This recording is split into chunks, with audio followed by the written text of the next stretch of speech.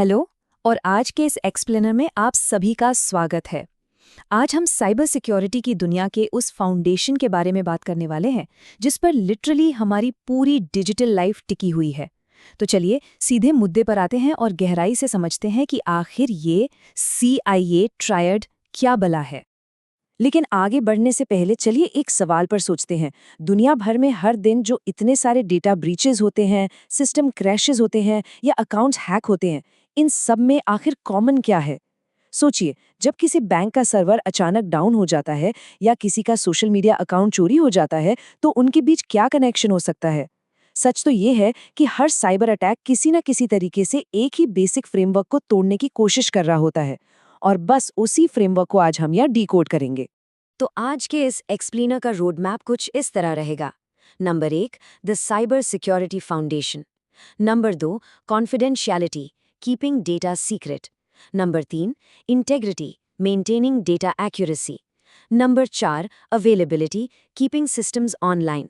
Number 5, the triad in action. और आखिर में number 6, why the triad matters. तो चलिए शुरू करते हैं हमारे पहले पॉइंट से, जो है द साइबर सिक्योरिटी फाउंडेशन। सबसे पहली और जरूरी बात, यहाँ CIA का मतलब वो फेमस अमेरिकन इंटेलिजेंस एजेंसी बिल्कुल नहीं है, ठीक है? यहाँ CIA ट्रायड दरअसल एक सिक्योरिटी मॉडल है जो सिस्टम्स और डेटा को प्रोटेक्ट करता है। इसमें C का मतलब है कॉन्फिडेंशियलिटी, I से इंटेग्रिटी और A से अवेलेबिलिटी। देखिए, दुनिया का कोई भी सिक्योरिटी सिस्टम उठा लीजिए, वो इसी बैलेंस को मेंटेन करने के इर्द गिर्द डिजाइन किया गया है। डेटा को एकदम सुरक्षित भी रखना है और साथ ही साथ उसे हमेशा इस्तेमाल के लायक भी बनाए रखना है। और ट्रस्ट मी, ये बैलेंस मेंटेन करना अपने आप में एक बहुत बड़ा चैलेंज है। अब आते हैं इसके पहले पिलर पर, कॉन्फिडेंशियलिटी, यानी डेटा को सीक्रेट रखना। कॉन्फिडेंशियलिटी का सबसे बेसिक रूल क्या है? यही कि डेटा तक सिर्फ और सिर्फ उन्हीं लोगों की पहुंच हो जिन्हें एक्चुअली ऑथराइज्ड एक्सेस मिला हुआ है। इसका ठीक उल्टा होता है अनऑथराइज्ड एक्सेस, जहां हैकर्स लोगों के social media passwords, bank details, company के कॉन्फिडेंशियल डॉक्यूमेंट्स या प्राइवेट फोटोज चुराने की फिराक में रहते हैं। तो किसी भी सिक्योरिटी सिस्टम की सबसे पहली जॉब यही होती है कि वो इस अनऑथराइज्ड एक्सेस को हर हाल में रोके। अब सवाल ये है कि इस डेटा को सीक्रेट रखा कैसे जाए। इसके लिए कुछ खास टूल्स का इस्तेमाल किया जाता है जो एक ढाल या आमर की तरह काम करते हैं। जैसे पासवर्ड्स और एक्सेस कंट्रोल, ये मेक श्योर करते हैं कि सिर्फ सही इंसान ही सिस्टम के अंदर आए। फिर आता है एन्क्रिप्शन, जो डेटा को ऐसे कॉम्प्लेक्स कोड में बदल देता है जिसे बिना सही चाबी यानी डिक्रिप्शन की के पढ़ा ही नहीं जा सकता। और हाँ, मल्टी फैक्टर ऑथेंटिफिकेशन या MFA, ये तो आपने यूज किया ही होगा।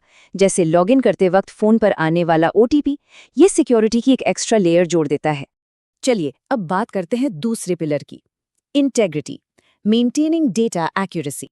इसे एक छोटे से एग्जाम्पल से समझते हैं। इमेजिन कीजिए किसी स्टूडेंट के एग्जाम मार्क्स डेटाबेस में अचानक अपने आप बदल जाएं, तो कैसा होगा? या फिर इससे भी डरावना सीन सोचिए, किसी कस्टमर का बैंक बैलेंस बिना किसी ट्रांजैक्शन के चुपके से एडिट कर दिया जाए। ये दरअसल इंटेग्रिटी ब्रीच का एक क्लासिक उदाहरण है। देखिए, डेटा का सिर्फ सेफ रहना काफी नहीं है, उसका 100% एक्यूरेट और बिल्कुल अनचेंज्ड रहना भी उतना ही जरूरी है। इस एक्यूरेसी को इंटैक्ट रखने के लिए सिक्योरिटी सिस्टम्स में हैशिंग का इस्तेमाल होता है। हैशिंग दरअसल ये तुरंत पकड़ लेता है कि अगर फाइल में एक सिंगल अक्षर का भी हेरफेर हुआ है तो फौरन अलर्ट मिल जाए। इसके अलावा डिजिटल सिग्नेचर्स, फाइल मॉनिटरिंग और सख्त एक्सेस रिस्ट्रिक्शंस का भी यूज होता है। ये सारे टूल्स इस बात की गारंटी देते हैं कि जो डेटा जैसा होना चाहिए वो बिल्कुल वैसा ही रहे, उसमें कोई मिलावट न हो पाए। अब बढ़ते हैं तीसरे और आखिरी पिलर की तरफ, availability, keeping systems online. Availability पर जो हमला होता है उसका सबसे कॉमन एग्जाम्पल है DDoS अटैक। होता क्या है कि हैकर्स सबसे पहले किसी सर्वर को टारगेट करते हैं, फिर वो उस सर्वर पर इतना ज्यादा फेक ट्रैफिक बेचते हैं कि बेचारा सर्वर ओवरलोड हो जाता है। नतीजा, वेबसाइट क्रैश हो जाती है और रियल यूजर्स के लिए इनएक्सेसिबल हो जाती है। जरा सोचिए, अगर कोई बड़ा सर्च इंजन या दुनिया का कोई बड़ा बैंक 2 दिन के लिए पूरी तरह बंद पड़ जाए तो कितनी बड़ी अफरा तफरी मच जाएगी। तो बेसिकली अवेलेबिलिटी को 3 मेन चीजों से खतरा होता है। एक तो हो गया DDoS अटैक्स, दूसरा है रैंसमवेयर, जो आजकल एक बहुत बड़ा सिरदर्द बन चुका है। इसमें हैकर्स सिस्टम को पूरी तरह लॉक कर देते हैं और उसे अनलॉक करने के लिए भारी फिरौती मांगते हैं। और तीसरा है नॉर्मल सर्वर ओवरलोड, जिसमें कोई अटैक तो नहीं होता, बस अचानक से बहुत ज़्यादा रियल ट्रैफिक आ जाने की वजह से सिस्टम बैठ जाता है। चलिए अब इन सबको एक साथ जोड़कर देखते हैं, द ट्रायड इन एक्शन। इस पूरे फ्रेमवर्क को हम एक सिंपल मैट्रिक्स के थ्रू समझ सकते हैं। जैसे कॉन्फिडेंशियलिटी का गोल है डेटा को सीक्रेट रखना, वहीं अटैकर का मकसद होता है पासवर्ड चुराकर उस सीक्रेट को जानना। इंटेग्रिटी चाहती है कि डेटा बिल्कुल करेक्ट रहे, जबकि अटैकर उसे बदलना या मैनिपुलेट करना चाहता है। और अवेलेबिलिटी का गोल है सिस्टम को ऑनलाइन रखना, जबकि अटैकर का इरादा वेबसाइट को क्रैश करना होता है। बेसिकली दुनिया का कोई भी साइबर अटैक देख लीजिए, वो घूम फिर कर इन्हीं 3 पिलर्स में से किसी एक या एक से ज्यादा पर डायरेक्ट वार करता है। तो अब आते हैं हमारे आखिरी पॉइंट पर, व्हाई द ट्रायड मैटर्स।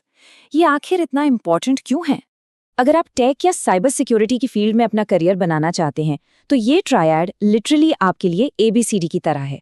चाहे आपको एक SOC एनालिस्ट बनकर सिस्टम्स की निगरानी करनी हो, एक एथिकल हैकर बनकर कंपनीज की कमजोरियां निकालनी हो, एक पेनिट्रेशन टेस्टर बनना हो, या फिर एक सिक्योरिटी इंजीनियर के रूप में सेफ नेटवर्क्स डिजाइन करने हो, इन सभी एक्साइटिंग करियर्स की फाउंडेशन इसी CIA ट्रायड की सॉलिड अंडरस्टैंडिंग पर टिकी है। डिजिटल इंफ्रास्ट्रक्चर की रक्षा कैसे करनी है, ये जानना हर साइबर प्रोफेशनल के लिए बिल्कुल मस्ट है।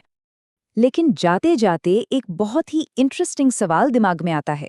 अगर ये CIA ट्रायड हमारे डेटा को इतनी अच्छी तरह से डिफेंड कर रहा है, अगर कंपनीज के पास इतने स्ट्रिक्ट एक्सेस कंट्रोल्स और इंक्रिप्शन हैं, तो फिर हैकर्स आखिर अब भी वल्नरेबिलिटीज यानी कमजोरियां कैसे ढूंढ लेते हैं? वो सिस्टम में घुसने का रास्ता कैसे निकाल लेते हैं? आखिर चूक कहाँ हो जाती है? ये वाकई एक बहुत बड़ा सवाल है जिस पर हमें सोचना चाहिए। खैर, इस एक्सप्लेनर के लिए बस इतना ही। हमारे साथ जुड़ने के लिए बहुत बहुत शुक्रिया और डिजिटल दुनिया में हमेशा सेफ रहिए।